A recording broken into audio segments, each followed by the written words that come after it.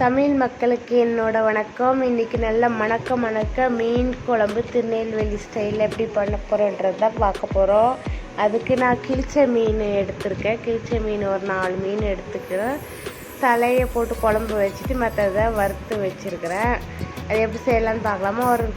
அதுக்கு ஒரு ஜார் எடுத்துகிட்டு வாரமுடி தேங்காய், பெரிய வெங்காயம் பெருசாக இருந்தால் 2, சின்ன மீடியம் சைஸில் ஒரு 3 வெங்காயம் போட்டுட்டு அதில் வந்துட்டு சீரகம் 2 ஸ்பூன் ஆட் பண்ணிக்கணும். சீரகம் ஆட் பண்ணிவிட்டு தேவையான அளவு சீரகம் ஆட் பண்ணிவிட்டு கொஞ்சோண்டு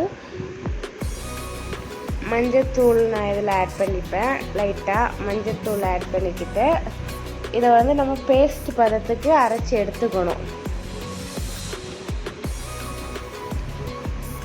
என்னோடய வீடியோ பார்க்குறவங்க என்னோடய வீடியோ சப்ஸ்கிரைப் பண்ணிவிட்டு பாருங்கள். இதை வந்து நம்ம இப்போ அரைச்சி எடுத்துக்க போகிறோம். அம்மியில் அரைச்சா இன்னும் சூப்பராக இருக்கும். நான் வந்து இப்போ மிக்சியில் அரைச்சி எடுத்துக்கிறேன். பாருங்கள், இந்த இதில் அரைச்சி எடுத்துகிட்டு ஒரு கடாயை எடுத்து வச்சுக்கிட்டு அதில் தக்காளி, சின்ன மீடியம் சைஸ் தக்காளி ஒரு 3, பச்சை மிளகாய் ஒரு 5 போட்டுட்டு அரைச்சி வச்சுருக்க தேங்காவை வந்து அதில் ஊற்றிக்கிறேன். இதெல்லாம் அடுப்பு ஆன் பண்ணாமலே இது மிக்ஸ் பண்ணிவிட்டு அதுக்கப்புறம் தான் ஆன் பண்ணணும். இதில் தேங்காய் ஊற்றிட்டு அதில் கொஞ்சம் தண்ணி ஆட் பண்ணி கலக்கி அதில் ஊற்ற போகிறேன். அதுக்கப்புறம் புளி ஊற வச்சுருக்கேன் பக்கத்துலேயே.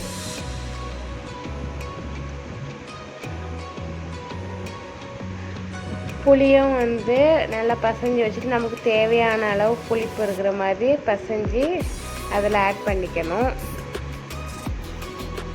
நல்லா பசைஞ்சு விட்டுட்டு அந்த புளிச்சாரை வந்து நம்ம இப்போ கடாயில் ஆட் பண்ணிக்க போகிறோம்.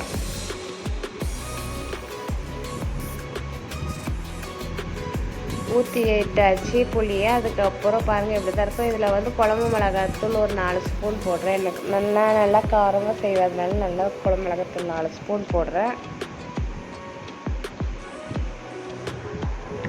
போட்டுட்டு மிக்ஸ் பண்ணிவிட்டு இது கூட கொஞ்சம் சால்ட்டும் ஆட் பண்ணிக்கிறோம். நம்ம சால்ட்டை ஆட் பண்ணிக்கிட்டு இந்த ஸ்டேஜில் வந்து தண்ணி போட்டு நல்லா கலக்கிட்டு டேஸ்ட் பார்த்துக்கணும். புளிப்பு உப்பு எல்லாம் கரெக்டாக இருக்கான்னு பார்த்துட்டு அடுப்பு ஆன் பண்ணி நம்ம கொதிக்க விடணும்.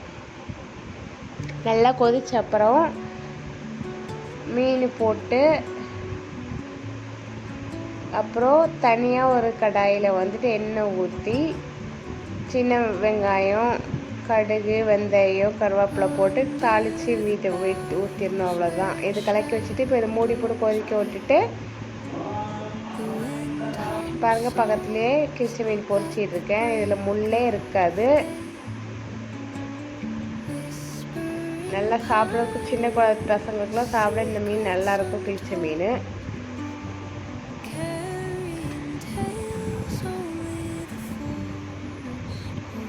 அப்படியே புரட்டி போட்டாச்சு.